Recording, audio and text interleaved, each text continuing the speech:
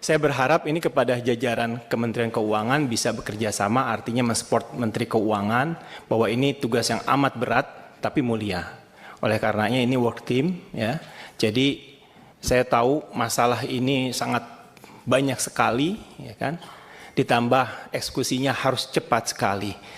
Nah, kalau saya melihat Bapak ya, sejak Covid itu adalah yang tertinggi. Tahun 2022 negara memberikan subsidi. Terus setelah itu tahun 2023, 24, 25 itu 370, 386, 394 tahun ini. Nah ini kan artinya 2 kali lipat dari sebelum Covid Bapak.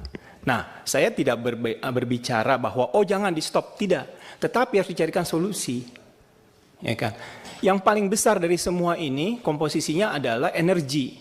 Khususnya itu listrik, PLN, sampai 156.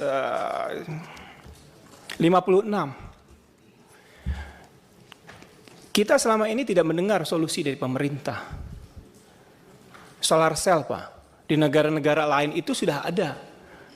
Tapi ironisnya di negara kita itu dijualnya itu yang termahal Pak. Nah Anda mau mengucurkan itu yang 200 triliun itu ya buat sektor real. Saya rasa itu bisa Pak dibangun. Teknologi dari luar, nah ini Anda tinggal arahkan. Dan dikasih insentif Pak. Pajaknya seperti itu dan lain-lainnya. Kalau sekarang Pak kayak saya sudah sempat Pak, saya pribadi ya mencontohkan saya ingin gitu membeli solar cell. Tapi harganya Pak itu sama bayar bulanan listrik Pak. Saya tidak dapat subsidi Pak. Bayar listrik itu baru ketemu 30 tahun Pak. Dengan catatan itu solar cell-nya itu tidak rusak selama 30 tahun. Kalau 10 tahun oke. Nah ini menurut saya harus dicarikan solusinya Pak.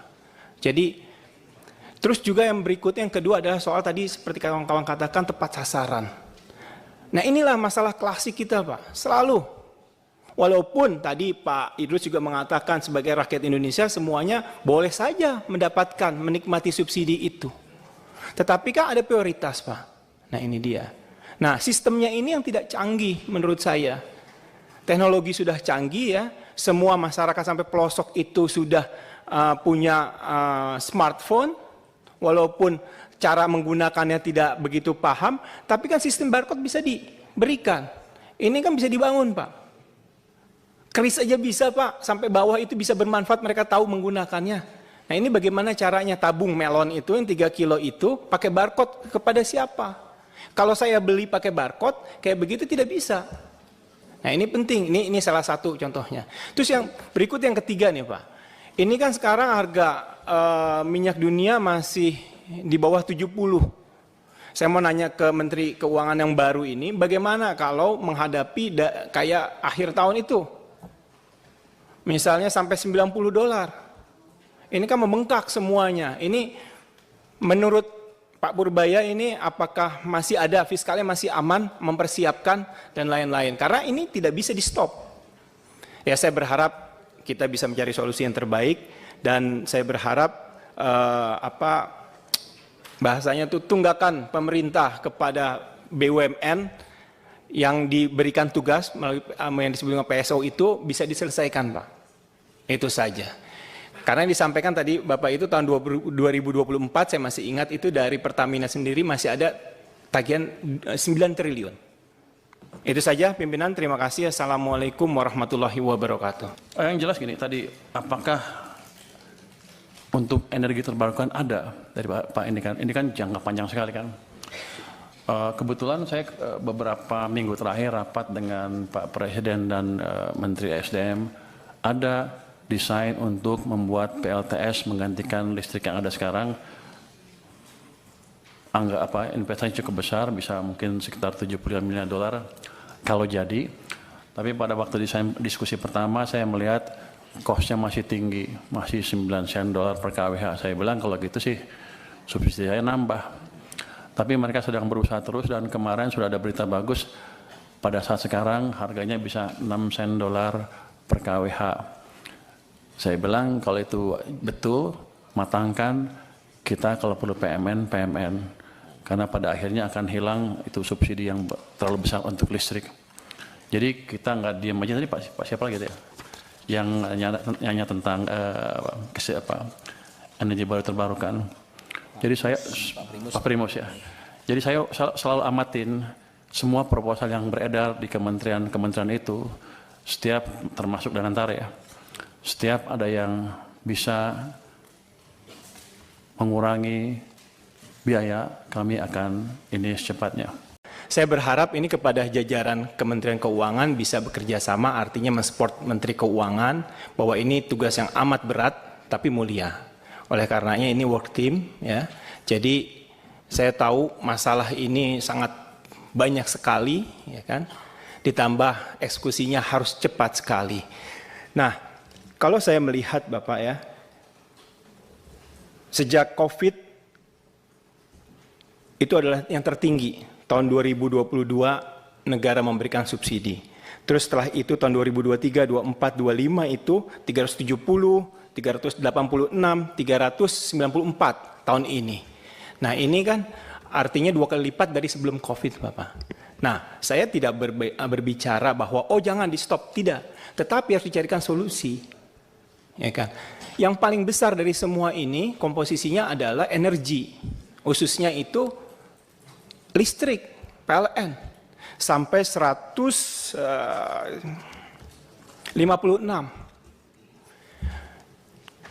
Kita selama ini tidak mendengar solusi dari pemerintah.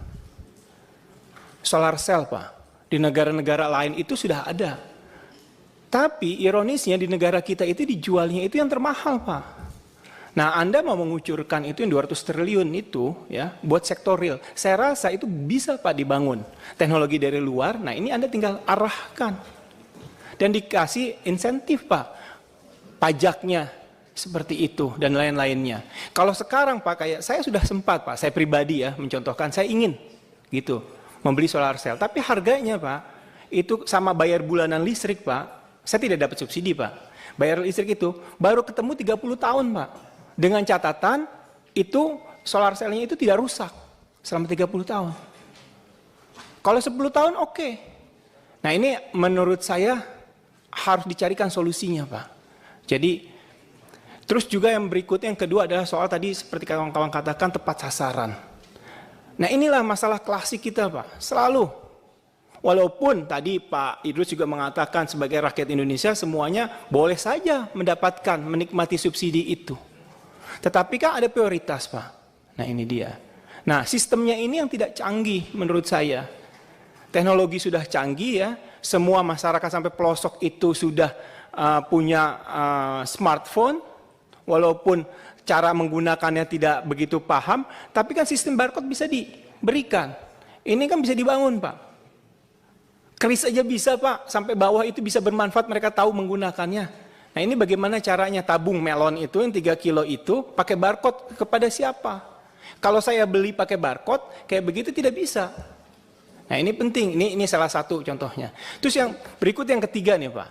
Ini kan sekarang harga minyak dunia masih di bawah 70. Saya mau nanya ke Menteri Keuangan yang baru ini, bagaimana kalau menghadapi kayak akhir tahun itu? Misalnya sampai $90. Ini kan membengkak semuanya. Ini menurut Pak Purbaya ini apakah masih ada fiskalnya masih aman mempersiapkan dan lain-lain. Karena ini tidak bisa di stop.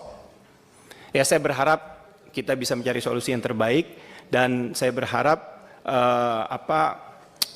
bahasanya itu tunggakan pemerintah kepada BUMN yang diberikan tugas melalui yang disebut dengan PSO itu bisa diselesaikan Pak. Itu saja. Karena yang disampaikan tadi Bapak itu tahun 2024 saya masih ingat itu dari Pertamina sendiri masih ada tagihan 9 triliun. Itu saja pimpinan, terima kasih. Assalamualaikum warahmatullahi wabarakatuh. Yang jelas gini tadi, apakah untuk energi terbarukan ada dari Pak ini kan jangka panjang sekali kan. Kebetulan saya beberapa minggu terakhir rapat dengan Pak Presiden dan Menteri SDM ada desain untuk membuat PLTS menggantikan listrik yang ada sekarang. Investasi cukup besar, bisa mungkin sekitar $75 miliar kalau jadi. Tapi pada waktu diskusi pertama saya melihat cost-nya masih tinggi, masih 9 sen dolar per kWh. Saya bilang kalau gitu sih subsidi saya nambah. Tapi mereka sedang berusaha terus dan kemarin sudah ada berita bagus,